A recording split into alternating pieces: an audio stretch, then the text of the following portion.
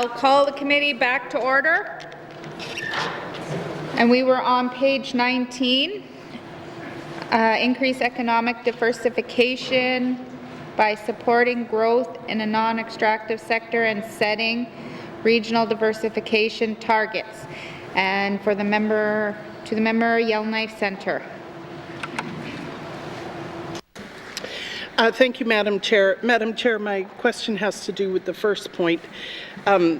Madam Chair, I've become very cynical about plans in government. They tend to be very drawn-out affairs that delay action, and I fear that that's the case with these regional economic development plans.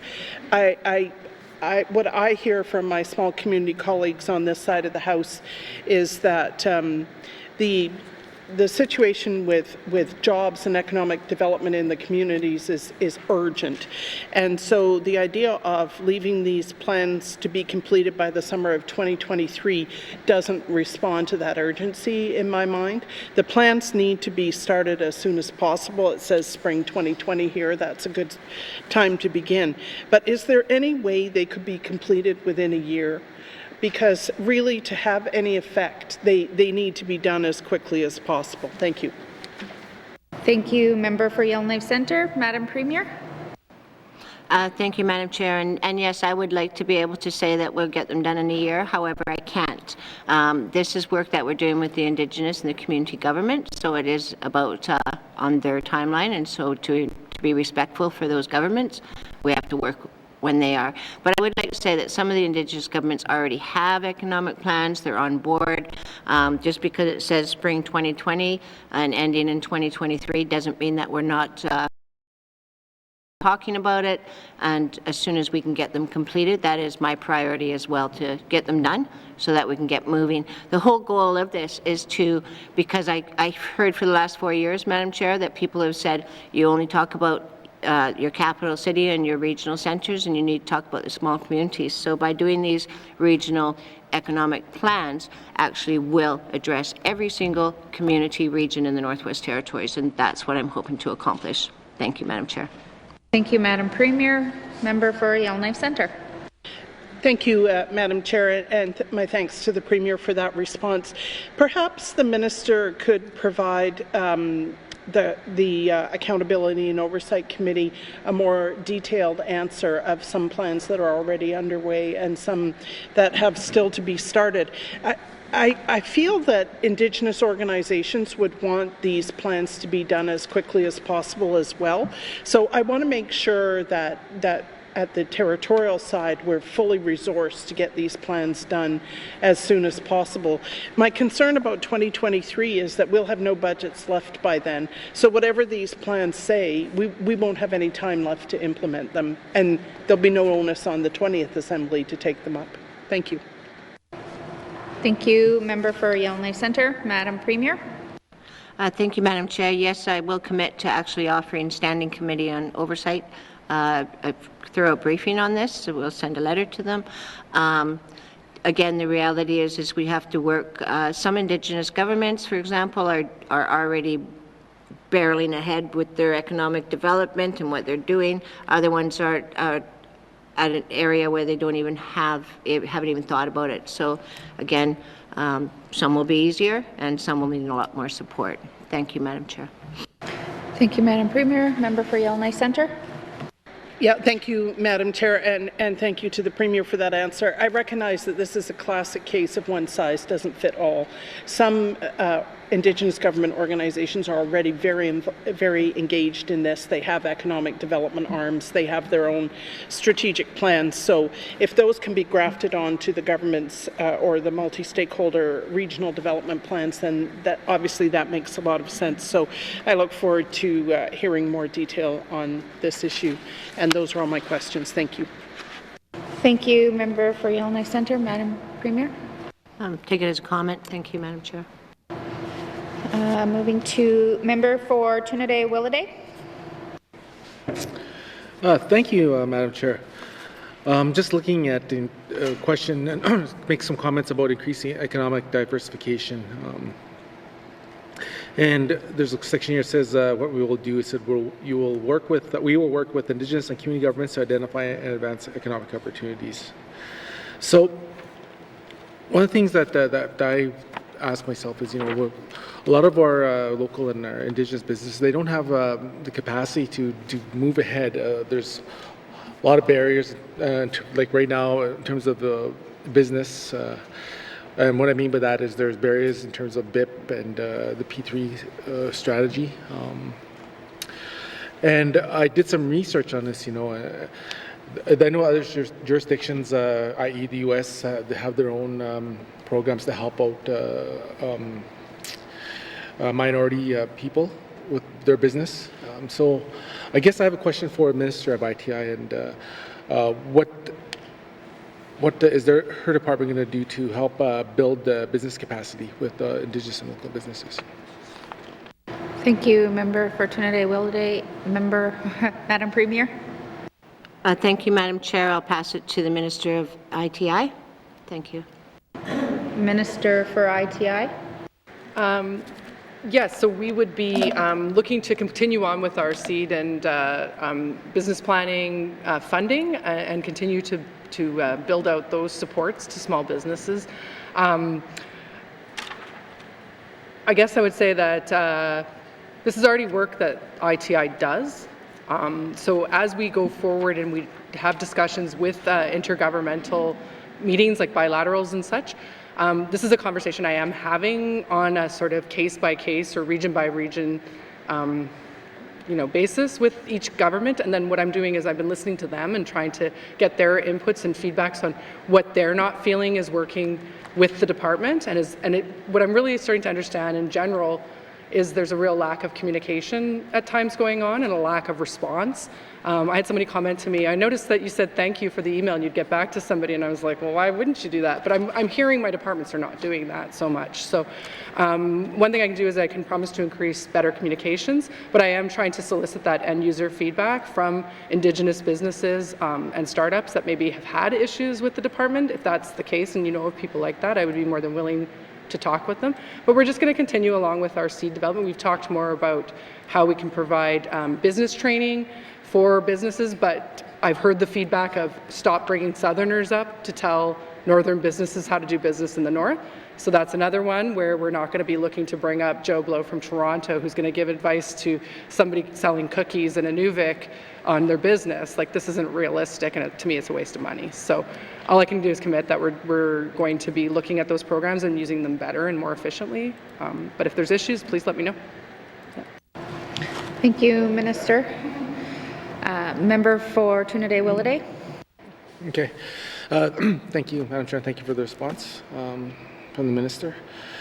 Well, my concern is, like, as some of us already echoed today, I'm just echoing that our money's leaving the North, and I just feel like right now I'm hoping within the life of this Assembly that we'll see changes and for our local and our Northern and Indigenous business, and have something real to show for it, because right now it's not working out that way, and I'm hoping we go in that direction.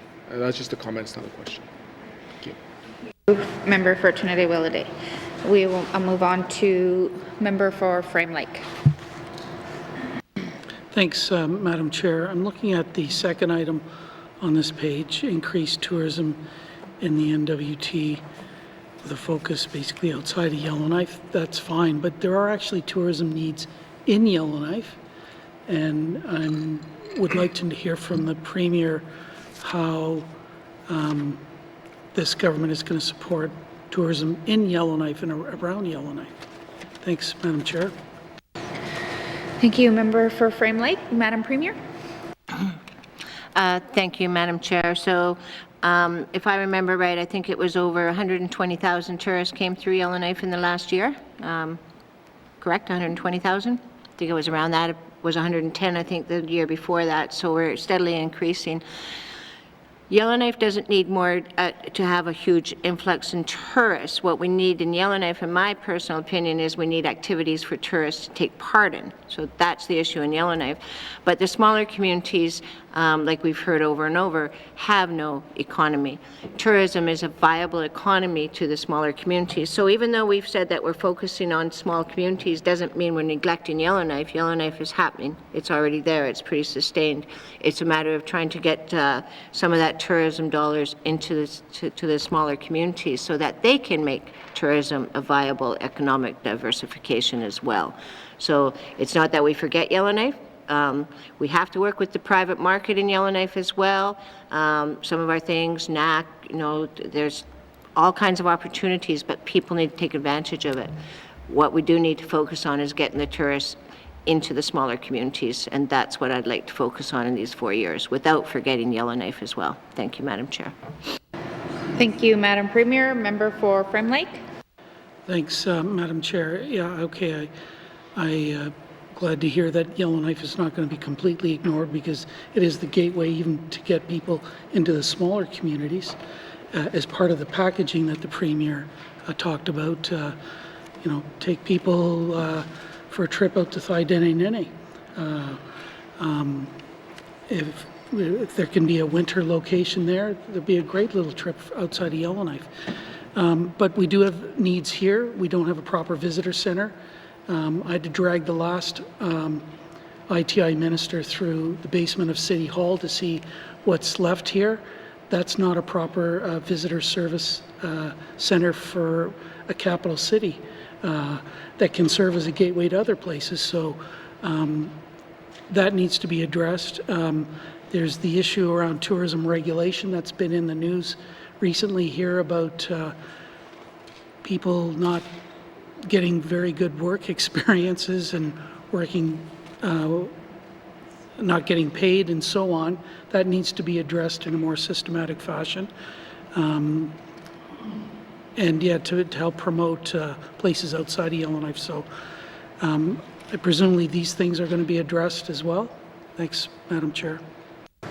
Thank you, Member for Frim Lake. Madam Premier. Thank you, Madam Chair. So once we've done this mandate, we've tabled the mandate, the next process is to actually come up with a budget to address some of these mandate things. Again, recognizing there's 22 priorities, we're not going to have a lot of money. We're not going to get everything done properly. We can either spread it out really thin or focus. I'm not sure where we're going to go with that yet. It's a debate that Cabinet will be having. But Yellowknife's not going to get forgotten. The Minister of ITI just brought up they do get $161,000 every year towards the Visitors Information Centre. They can use that as they wish. I can't promise there will be new money for a new centre in Yellowknife at this point because, like I said, we don't have a lot of money and we have huge amount of priorities. And you pick one, universal childcare, the municipal funding gap, those two alone, one of those alone has just taken out our whole mandate budget. So we're in a position where we're struggling to get it done. What I can say, though, Madam Chair, is that businesses in Yellowknife need to also take a piece in this. When I was campaigning, I went to business, can't even remember, the Chamber of Commerce did a panel, and I sat and I said to them, they were saying, where's our economy, et cetera, and I said, I think it was 110,000 people at that time, 110,000 people come through Yellowknife. If every business built a little trinket, and they could sell one little trinket for $1 to every tourist, that's $110,000 in your business. The reality is that tourists don't come with just $1 in their pocket. Tourists come with thousands of dollars in their pocket, and they're walking around our streets of Yellowknife looking for things to do.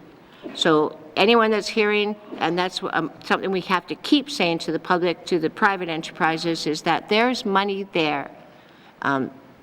Start taking advantage of it, looking for things to do, because there's a need, there's a niche, and we have a huge opportunity we're not taking enough advantage of. Thank you, Madam Chair. Thank you, Madam Premier. Member for Frame Lake. Thanks, Madam Chair. I don't want to prolong this, but I guess I had hoped to see something about developing partnerships even within Yellowknife as part of the mandate. The city has the opportunity to develop a hotel levy. They haven't taken that up. I recognize that. But there could be work with Indigenous governments here in Yellowknife. There's federal money available for cultural centers as well. I think you can be creative, and if ITI can find ways to help with these kinds of partnerships, that would be great. But we do need proper visitor services in Yellowknife to make sure that people can get out to other places as well, even if it's part of a strategy of increasing tourism outside of Yellowknife. Last thing I guess I'm going to say is that I went to Iceland in 2015. It's a country of 300,000 people. They get 3 million tourists a year. Everywhere you go, there's a package. And in many places, more than one that you can do. And I agree with the Premier, that's what we need to develop here is options and packages for people to do when they get here so that there's things for them to do and that they're not necessarily tied to one operator when they get here either. So I think there's lots of opportunities to help with tourism in Yellowknife, and I'd like to make sure that the department's going to be pursuing some of those in partnership with Indigenous governments locally and the City of Yellowknife. Thanks, Madam Chair. That's all I have. Thank you. Member for Frame Lake. Madam Premier. Thank you, Madam Chair. Yes, my would be for the Minister of ITI to work with all ministers, to work with all applicable stakeholders. That would include, in this, our capital city would include the City of Yellowknife and our Indigenous governments that are located within our capital, proximity within our capital. Thank you, Madam Chair. Thank you, Madam Premier. I'm going to move to Member for N.W.T. Chair, no, just in regards to increased tourism across the Northwest Territories, my home, we have a really good one in Sax Harbor, tourism. We have a good one in Polituck. In my home community of Tuck, I guess we've been left hanging because right across this whole territory, there's parks and RV parks that are paid by the territorial government. And we asked for that same service in Tuck and they wouldn't do it. So now what happens is we are finally getting a trailer. But in the last 3 years, we've been using a shack with a wood stove and hiring our own staff through the Hamlet's O&M operating fund to manage, to run our visitors facility, what we have in Tuck. We hire about four youth, and it's we do agreements with the territorial government, minor, but nothing's ever done. There's nothing permanent there. There's no hotels, there's nothing. We, as a community, people drive in, drive out, drive in, drive out. And last year, we were top 5 in Canada to come on the visitors, North American visitors list. But the thing is, again, I'd like to see some of that $160,000 that Yellowknife gets for what they're getting. We get, I think, 15 or 20,000, 25,000, and that doesn't cover all the costs that are being downloaded to the community.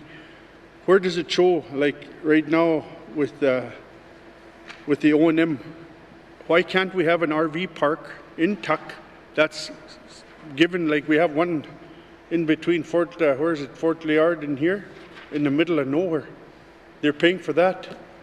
Why can't we have one in Tuck where it says sea to sea to sea? And there's no support for us. No support. Always government. It's not. I get tired of that cliche, government downloading, but they don't help. And Tuck, it always has to fend for itself, but not for us put in a position to make a difference for the people that we represent. It has to work together. The government has to step up to the plate, even minor, to open up that RV park, so people could stay in Tuck. But for myself, enough's enough. The Hamlet of Tuck shouldn't take this out of their O&M.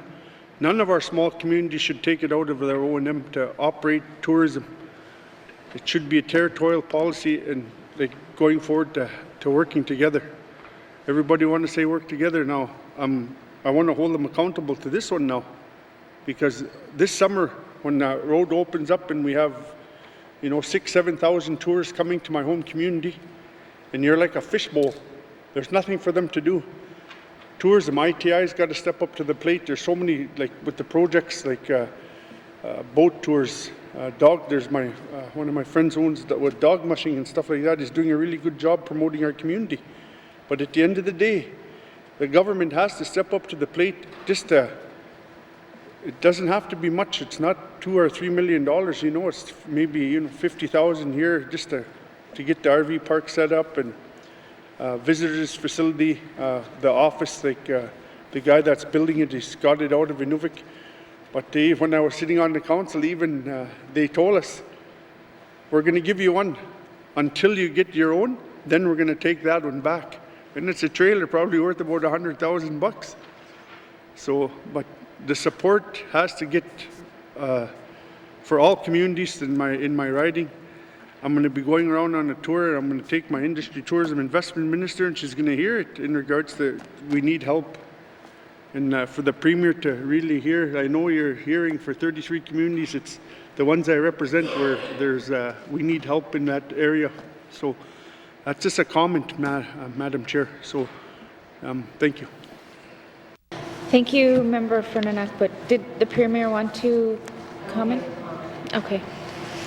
All right, so we will move on.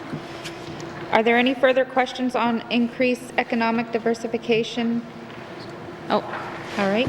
I will give member for Cam Lake. Thank you, Madam Chair.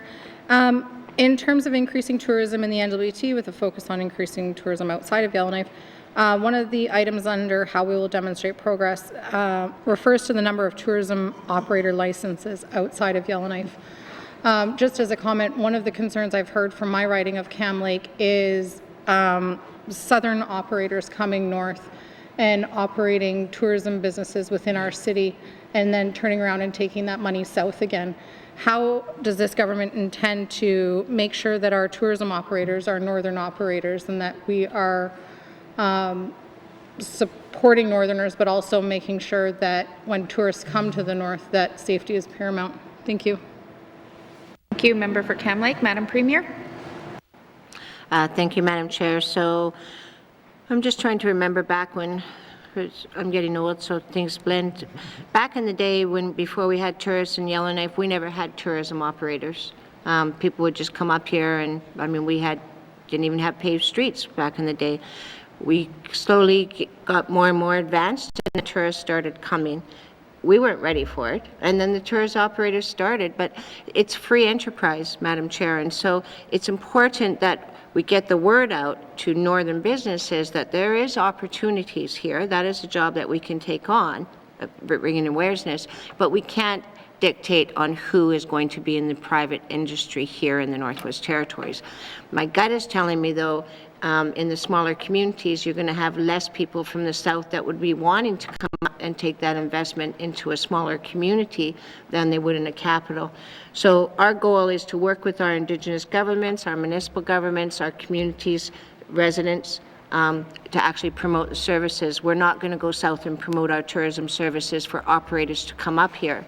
If they come up because there's a business opportunity, there is a right to mobility. So, but that would not be, we would not be promoting for anyone from the south to come in and take our tourism market. That is not what we'll be doing. Thank you, Madam Chair.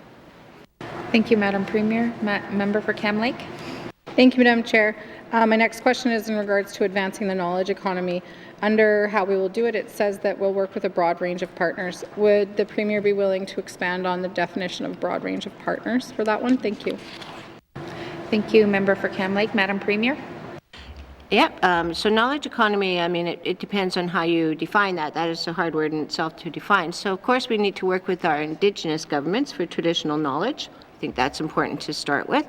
We also have to work with researchers that we have in the Northwest Territories, all of the partners that we have coming up to the Northwest Territories. The City of Yellowknife did a study, and I think it was either $50 million or $80 million they were presuming it was coming through the North every year annually for research grants. We're not even getting a fraction of that. So to promote our knowledge economy, it means, and working in partnerships, it means Indigenous partners, it means universities from around the continent. It might mean other Indigenous people from the Arctic Circumpolar. So it's a whole variety. Like when you talk climate change, it would be foolish of us not to look internationally circumpolar to see what the effects are. So it's really hard to say what they are. It depends on what aspect we're looking at. But we're open to as many avenues of providing us knowledge on the knowledge economy as possible. Thank you, Madam Chair. Thank you, Madam Premier. Member for Cam Lake. Thank you, Madam Chair. My last point is more, I guess, of a comment just in regards to the point that the member from Yellowknife North brought up in regards to the red tape report card from the Canadian Federation of Independent Businesses. I get concerned when we talk about establishing a working group as far as how we measure that and where that information that the working group generates, where it goes, what happens with it, if there's no teeth behind it. And so I would really encourage Cabinet to find a way of holding themselves accountable to the information the working group does gather, so that we make sure that we actually are reducing red tape and we actually are removing regulatory burdens on small businesses. Thank you. Thank you, Member for Cam Lake. Madam Premier. Thank you, Madam Chair. So working with, when you're talking about entrepreneurship and red tape, regulatory burdens, that says to me all over, it says like Chamber of Commerce, Chambers of Mines. My experience being with those chambers is that neither of them is going to sit quietly and not have a strong voice at the table. I see other members that are smiling doing that. And then if you look at it, I mean, we're beginning it in the fall 2020. I bet they're and the bid already, and it'll be completed by 2022. So it's not like we won't be. My experience has been with those organizations, they're very task focused. They will be watching us closely. Thank you, Madam Chair. Thank you, Madam Premier. All right, so if there are any further questions on increased economic diversification by supporting growth in non-extractive sectors and setting regional diversification targets, seeing none, committee, we will move to page 20. Increase resource exploration and development. Questions?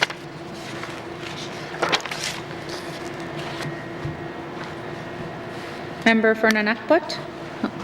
Thank you, Madam Chair. No, just in regards to what on our go forward with the federal government on the exploration in the Beaufort Sea, I know that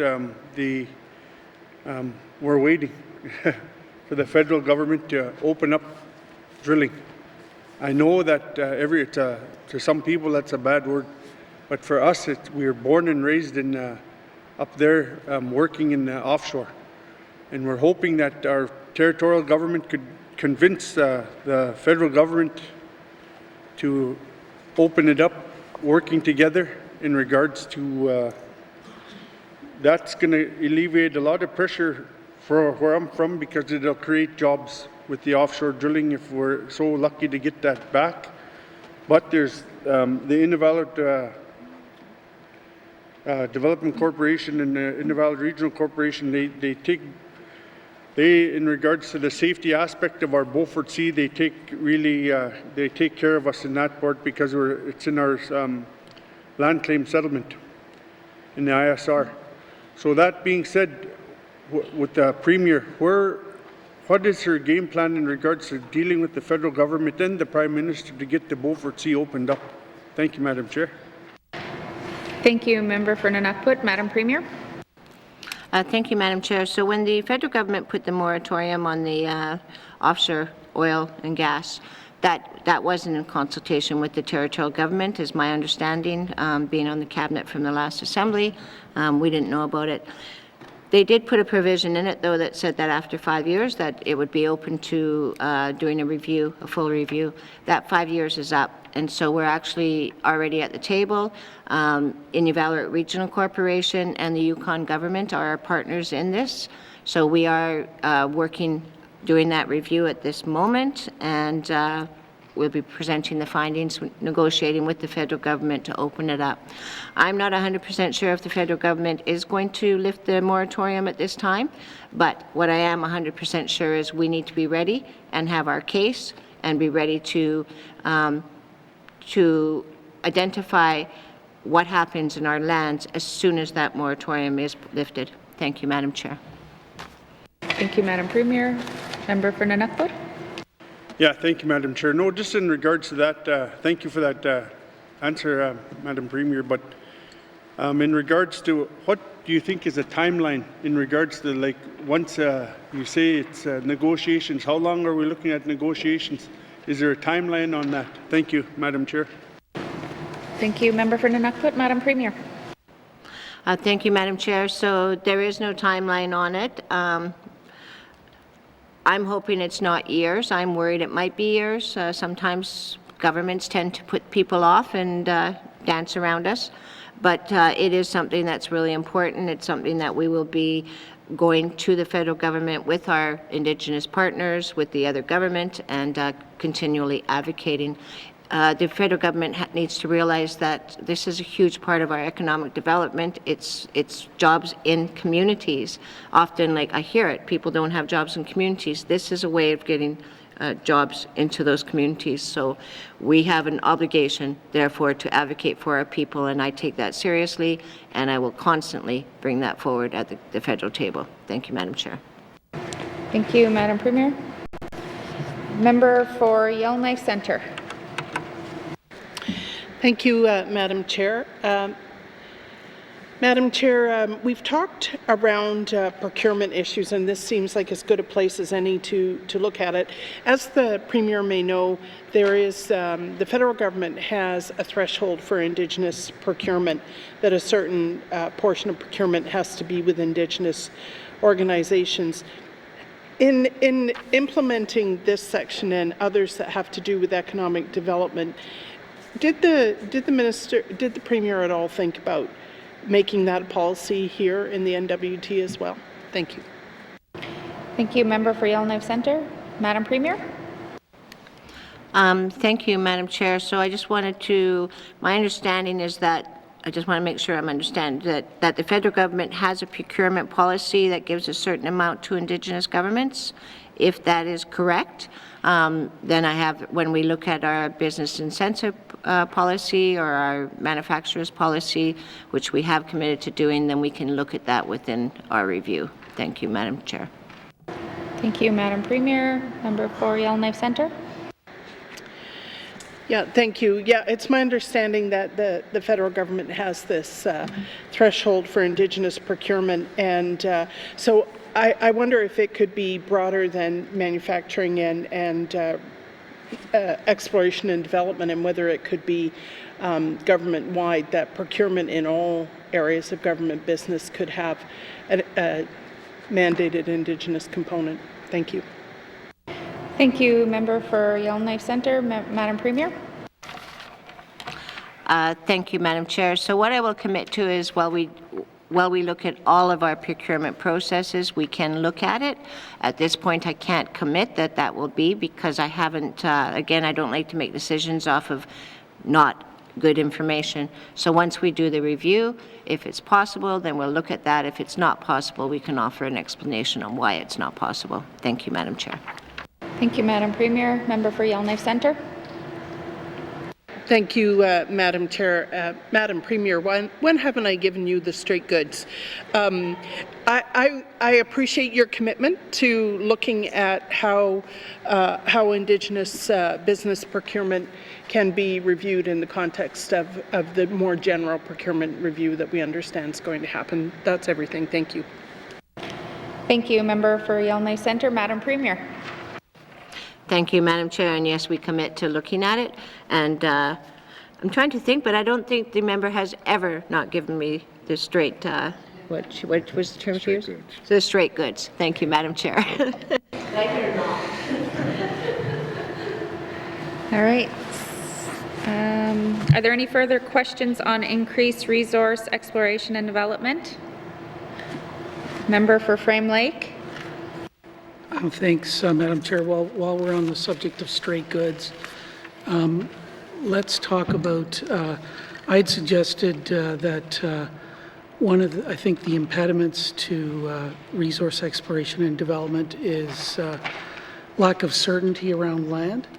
And that means completing the land rights agreements and implementing them to create greater certainty That's not sort of featured in here.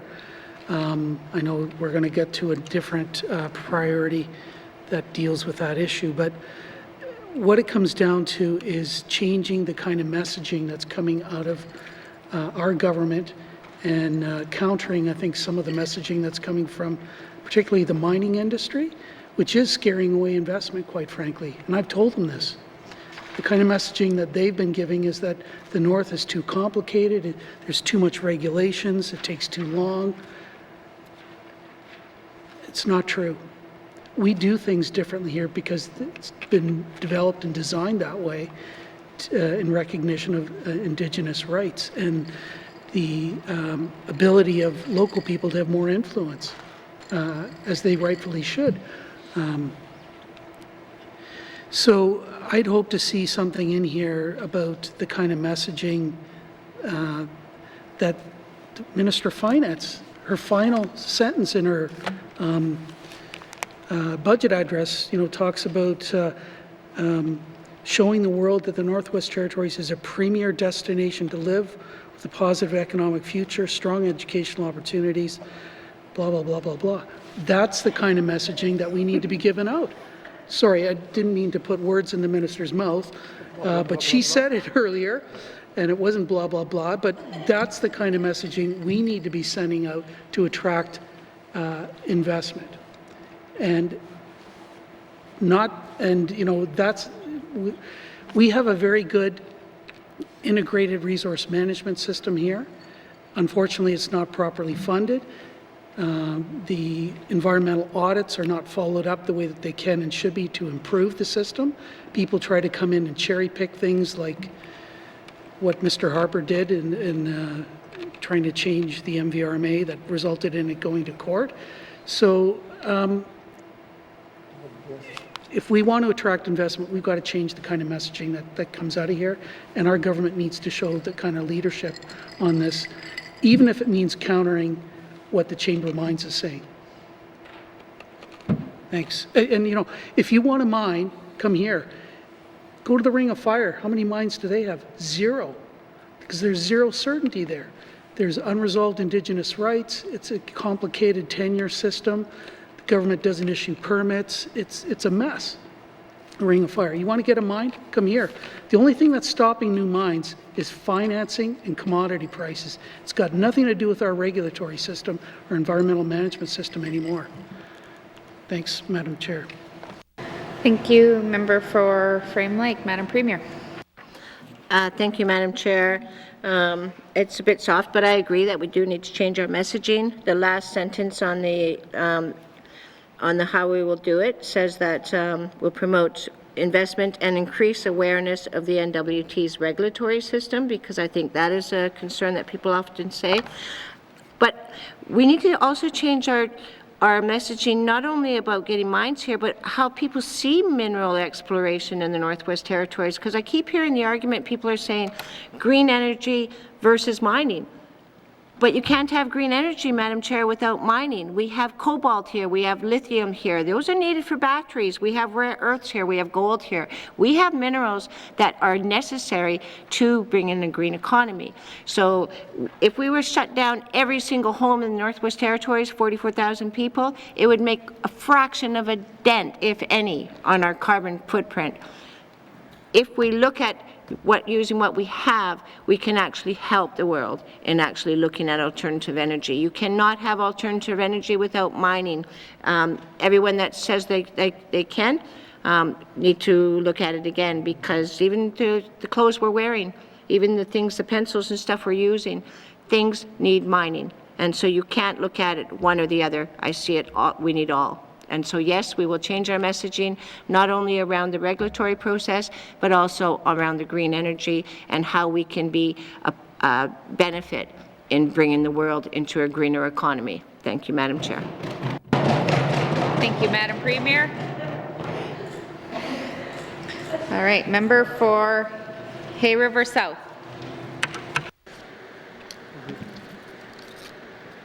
Thank you, Madam Chair. I guess we, in talking about messaging and getting the message out there that we're open for business, and I believe that we have to send a positive message. If we keep saying that, we got no money, we can't do anything, well, I don't blame people for not wanting to come here. So with the mining industry, I know I made a statement there a while back, and I got a few nasty notes there from some of the guys, but they got to realize that, the resources in the Northwest Territories are owned by the people of the Northwest Territories, this government, and Indigenous groups. And even though when mines are developed and put on stream, in one of the emails it said, well, it's the mining companies that pay for this. Well, I guess they pay for it, but they use our bank account to do it, which is the resources. And they end up with a profit at the end of it, and we end up with a little bit. So everybody wins to some respect. But so I'm not sure if they thought I was, against mining. But when it comes to development, I'm pro-development. I know we need a mixture of things to keep this economy going and to give us what we want in terms of housing and social programs. And and I reached out to, at the N.W.T Mining Association, whatever, and I said, I'd like to meet with them one-on-one and just talk, and, I'll be an advocate, under the right circumstances. We might have disagreements on the way to proceed in that, but I think it's important that we send out that positive message. And the other thing we got to do is we got to make sure we have buy-in from the Indigenous groups and the mining companies and the politicians or the associations that support them. We can't, if we just keep butting heads, we're not going to get anywhere. So we do need development, and I'll support mining development. I'll support petroleum, oil and gas development. I worked in it many years, and I love that industry. It's fast paced, it's up and down, and it's an adrenaline rush is what it is. And it put my kids through school and on and on. So I think we need that. But again, at the same time, I understand that we got to protect, our water systems, and we got to protect those type of things. We're downstream, and that's where we need our First Nation and our Indigenous organizations, people to support us, because they've got, I think in that respect, they got more power than the government of the Northwest Territories. So I guess I'm hoping that, you as Premier and the ministers can get out there and get that message that, we're willing to work with the resource sector in promoting the North. And if we got to deal with, the red tape issues and regulations, well, let's try and deal with that. We're not going to change it, maybe in our term, but we can at least start working towards something. And, what else here? Oh, and everybody wants roads somewhere. Usually they seem to go nowhere, but let's make them go somewhere. If we're gonna, if there's mining, if there's industries that or companies that want to do work up here, let's try and kind of steer them towards some communities that do need roads, and maybe we can combine them. And otherwise, we're just going to end up with paying for something that we don't really need when we could put that money into housing or into something that has more impact. Other than that, I don't know. It's there's no question there, but I'm just hoping that you will convey a positive message that, yes, we're not shutting anybody out. Thank you. Thank you. Member for Hay River South. Do you want to respond, Madam Premier? Thank you, Madam Chair. I agree it's important to work with Indigenous governments, the mining companies, and also the associations that support the industries. That was shown by when we attended Roundup, not only this year, previous years as well.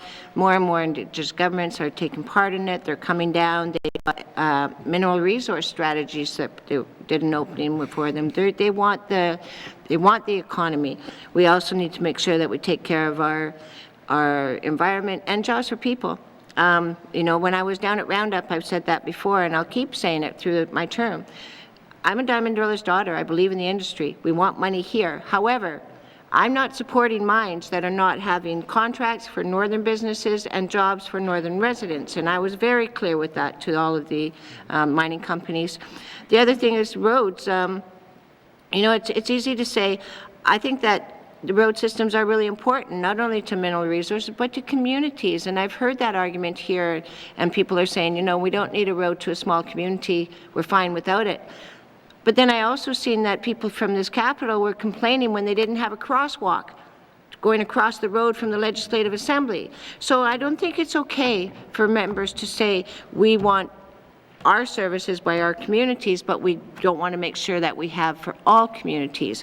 My job as Premier, and even before that, my job as Minister, and even if I was a regular MLA, our jobs here is to make sure that 33 communities prosper.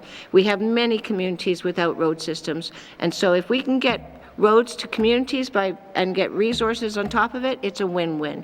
Why would we not do that? Thank you, Madam Chair. Thank you, Madam Premier. Member for Hay River South. Thank you, Madam Chair. I just want to touch on the increased local supply and production of natural gas. So in the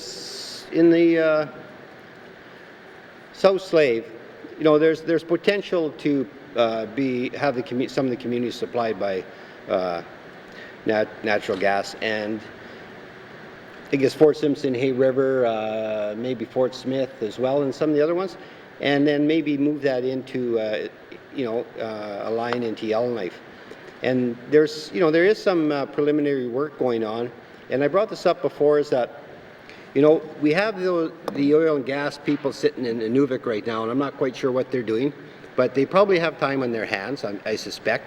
And if we could use their services to look at and assist, you know, whoever in the South Slave is trying to bring natural gas into the north, to heat homes and try and help reduce costs.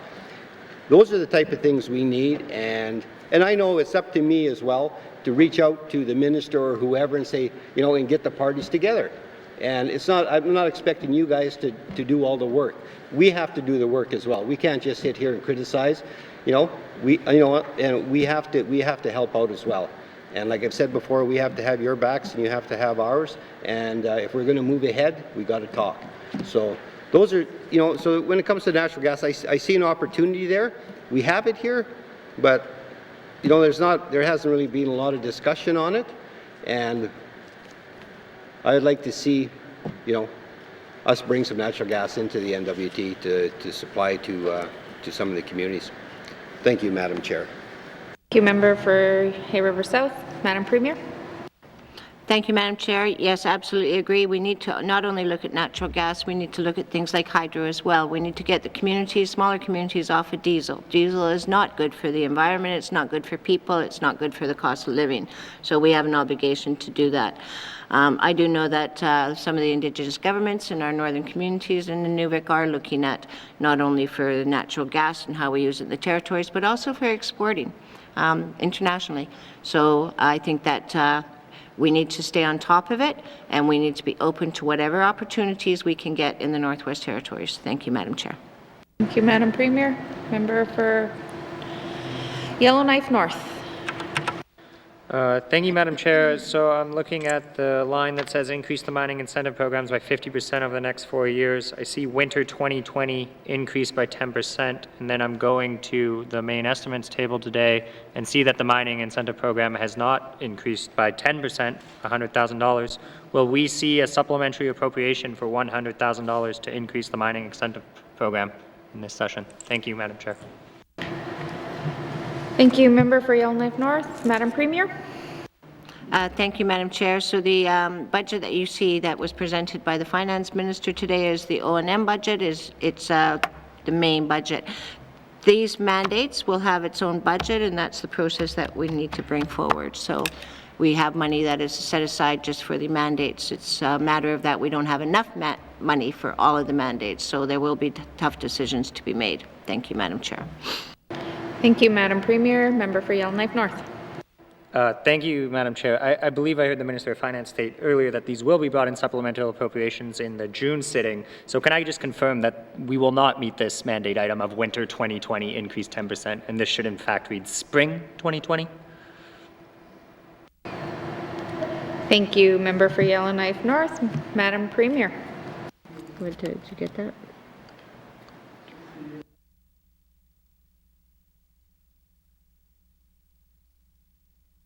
Can we, Minister of Finance? Minister of Finance. Chair, any initiatives at this point that would be coming through from ITI would either have to be internally funded or would have to come through a supplementary appropriation. Thank you, Minister of Finance. Member for Yellowknife North. Thank you, Madam Chair. I'm going to hold Cabinet to account here and say we've already made one error, and this will be spring 2020 is my guess if we're getting this to $1.1 million, or perhaps ITI finds the money. Anyways, so I lost my train of thought. No further questions, Madam Chair. All right, thank you, Member for Yellowknife North. Are there any further questions on increased resource exploration and development? Seeing none, committee, we will move to page 21. Reduce the cost of power and increase the use of alternative and renewable energies. Questions? Member for Cam Lake. Thank you, Madam Chair. I'm just looking at the second point here, expand the reach of energy conservation and efficiency initiatives, and it notes that the intention is to partner with key stakeholders to provide these initiatives to those most in need. And what I have found in talking to people within my constituency is that quite often our thresholds either are so low, that people aren't able to take advantage of programming, or if people do meet the threshold, they don't have the finances to actually go out and do the work and then be reimbursed down the road by organizations like the Arctic Energy Alliance. And so I'm just wondering if we're going to make sure that the people that this program is intended to are actually supported to be able to take advantage of these initiatives. Thank you.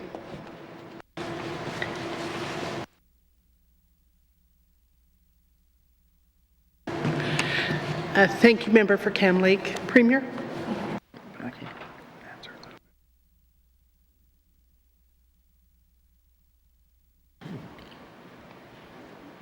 Thank you, Madam Chair.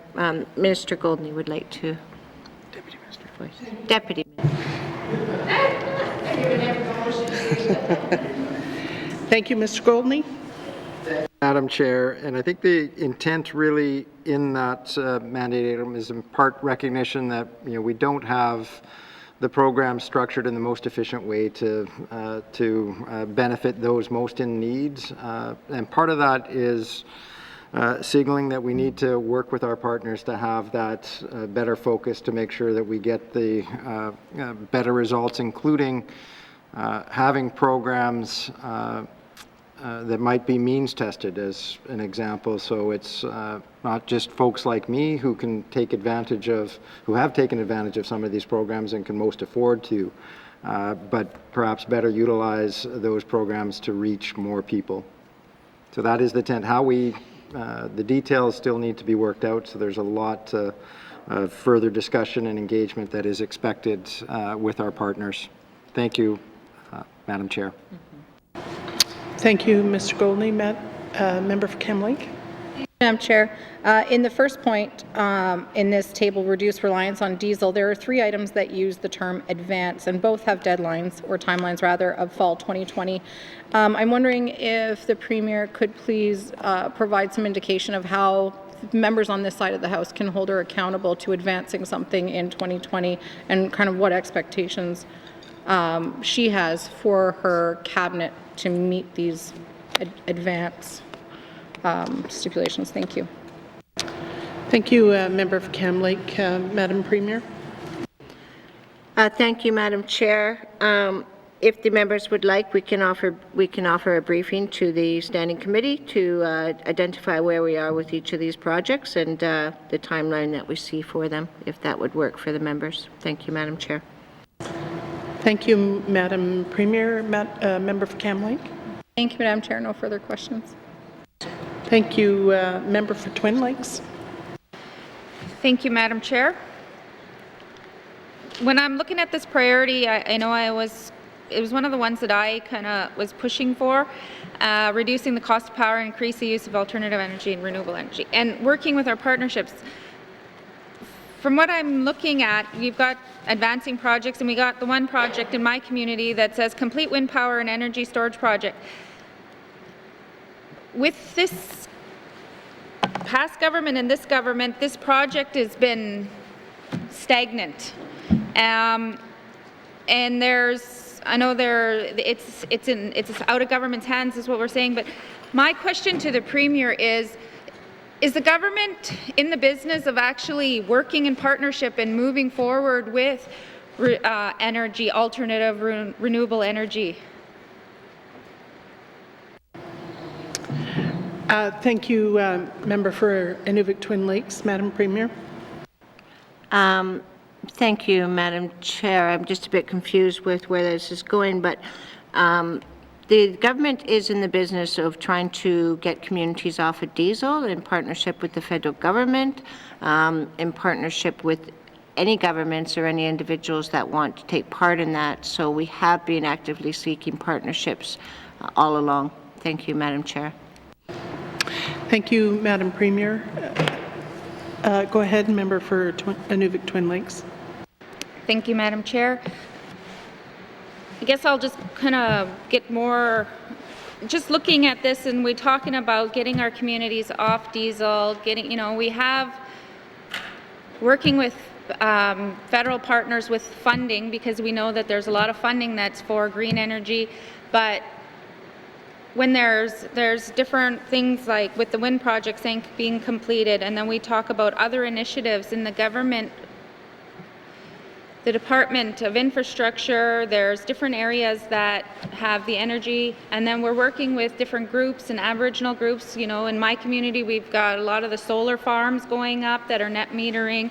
We've got biomass, but the things that we're losing some of that in our community, we're losing some of that money because the red tape or there's no movement within the partnerships with government. So I'm worried that we may lose more federal dollars instead of moving forward on projects. And so when I'm looking at this priority, are we going to really look down into this priority and say, if we have governments that are going out, and not our government, but Indigenous governments and other businesses that are going out and getting federal dollars approved, how are we working together with them to ensure that we're not losing these dollars, because they would benefit us as a government, and especially looking at our climate change targets and things like that. Thank you, Madam Chair. Thank you, Member for Inuvik Twin Lakes. Madam Premier. Thank you, Madam Chair. So the goal is to get communities off of diesel. The goal is not to keep it within our government or to have all of the power. The previous government, and I was a member of that cabinet, had taken the philosophy whenever government money comes from the federal government was give it to us and we shall disseminate it to the communities. I've been adamant since I began my first meetings with all federal ministers, with our Prime Minister, is that this government will not do that. This government will work hand in hand with Indigenous governments. If Indigenous governments want to take on housing projects, if they want to take on alternative energy products, if they want to take on whatever aspects they want, I will stand beside them and support them. In saying that, though, I've also told Indigenous governments that I will not set them up to fail. If they're looking at taking on something, for example, housing, I've told them that you might want to consider starting with market housing or housing for home ownership. I would not recommend they take on public housing at this time, because for every public housing unit is approximately $23,000 $1,500 per year. So I'm trying to support Indigenous governments and community governments as much as I can, but being honest within that so that they are not set up to fail. We will be stronger if we stand together than we are if we separate. Thank you, Madam Chair. Thank you, Madam Premier. Member for Inuvik Twin Lakes. Is there anything further on page 21, reduce the cost of power? Member for Frame Lake. Thanks, Madam Chair. Yeah, just a couple of points. What I see here is basically a cut and paste from the energy strategy of things that the previous Assembly had already signed on to. So I'm not sure, and a lot of these projects, at least in the first one, are going to happen in the first couple of years. So I'm not sure that this is really going to advance us. What we need is an overall plan to get our communities off diesel. And I don't see that here. Is that something that is going to be developed? Thanks, Madam Chair. Thank you, Member for Frame Lake. Madam Premier. Thank you, Madam Chair. At this point, no, we're not contemplating doing a plan to get every community off of diesel. In the short term, that probably is not feasible. Even if we bring in alternative energy, there's only a certain capacity that solar panels can provide, that wind turbines can combine. If there's no wind, you don't get energy. If there's no sun, you don't get the energy. So there will still be, and I don't see that being a short term. I see for the long term that we will still have diesel being utilized in communities, even in our hydro communities. In Yellowknife, which is our biggest hydro community, still has diesel as a backup. Thank you, Madam Chair. Thank you, Madam Premier. Member for Frame Lake. Thanks, Madam Chair. Yeah, I disagree with the Premier on this. I think we should have a plan. That's something that can be costed and taken to Ottawa for money. And that's, I think, something that Ottawa would be interested in seeing. I'm interested in seeing it as well. I want to just speak briefly about one of these projects, the Y-E-L-L-O-K-N-I-F-E transmission line. I raised this in the last Assembly. I've already had one email exchange with the Minister of Infrastructure. I think this is not a sound project. For the money that's going to cost, we could get mini hydro in 3 of the Tlicho communities. So I just don't think that's a good investment of money. And we're going to have that debate and discussion, I'm sure, in the next capital budget as well. I just want to raise one more thing, Madam Chair, and that's this section here is really devoid of any mention or discussion of what role the Northwest Territories Power Corporation is going to play in reducing the cost of power and increasing use of alternatives and renewable energy. We do have Arctic Energy Alliance mentioned there. We do have NTPC, but there's nothing about governance in here. We had a long discussion earlier today about governance. And what I see the core problem with NTPC is that they are married to this idea of big grids, big infrastructure, and that they have to maintain a rate base to fund that. The rest of the world is moving in a different direction. Smaller grids, energy self-sufficiency, and that's the kind of approach that NTPC needs to start to adopt. Get on board, folks, and find a way so that we can have not net metering, improved net metering options and build energy self-sufficiency. That's not what the energy strategy does. In fact, it reinforces the position of NTPC, and I don't think that's the kind of direction that we can and should be going.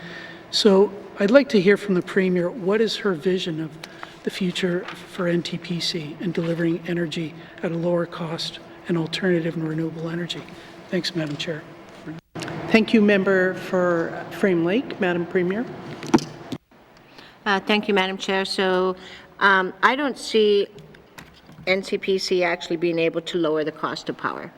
We still need the infrastructure. If we had solar panels and wind turbines and everything, even in our capital city, we would still need the infrastructure there to support the units. And that's been proven over and over. I'm not sure how many times we can say that as a cabinet. We've been saying that for quite a while. I do want to say that, you know, the road to the YT transition line is being used, and so, yeah, we could look at just doing small hydro projects, but we also have, the priority is also about, on the very next page, but increased resource exploration as well. This is our major economy in the Northwest Territories. If we do these small hydro things, they may address a community. Will they be able to expand into supporting a large industry, whether it's mineral resources, whether it's a manufacturing company? Our capacity in Yellowknife, my understanding is at capacity.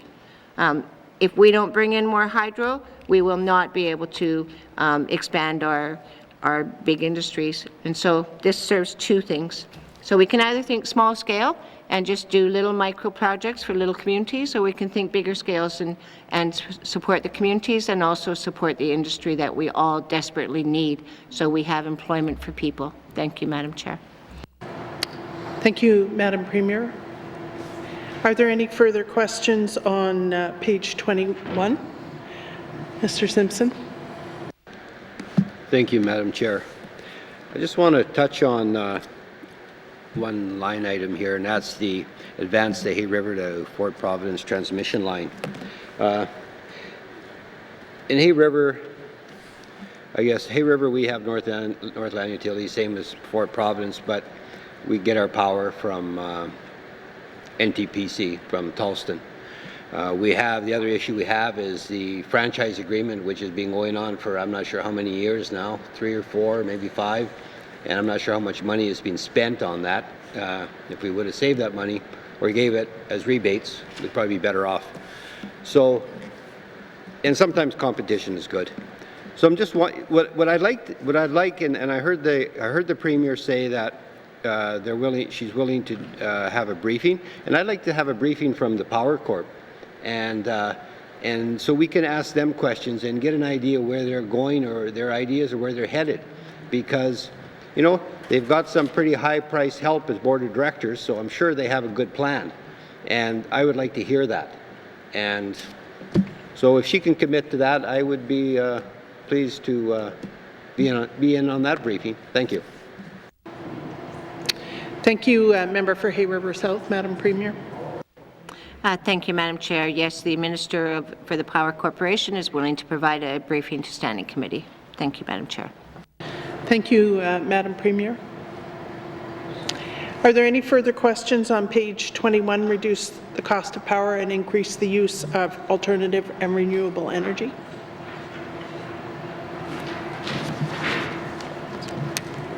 Mr. Norn.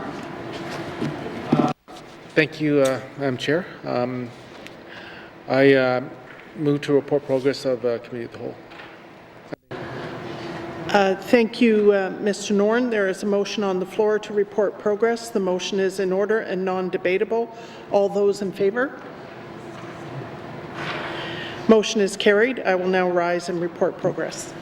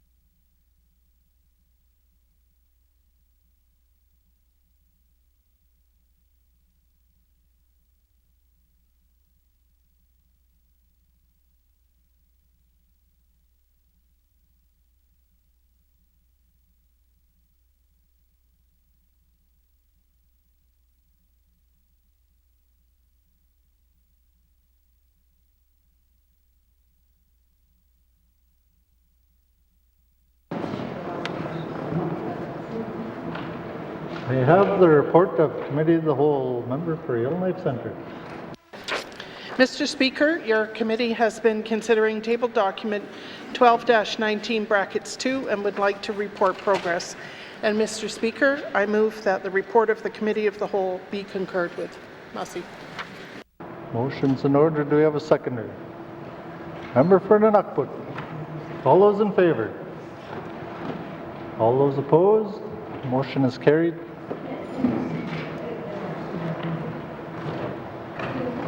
Third reading of bills.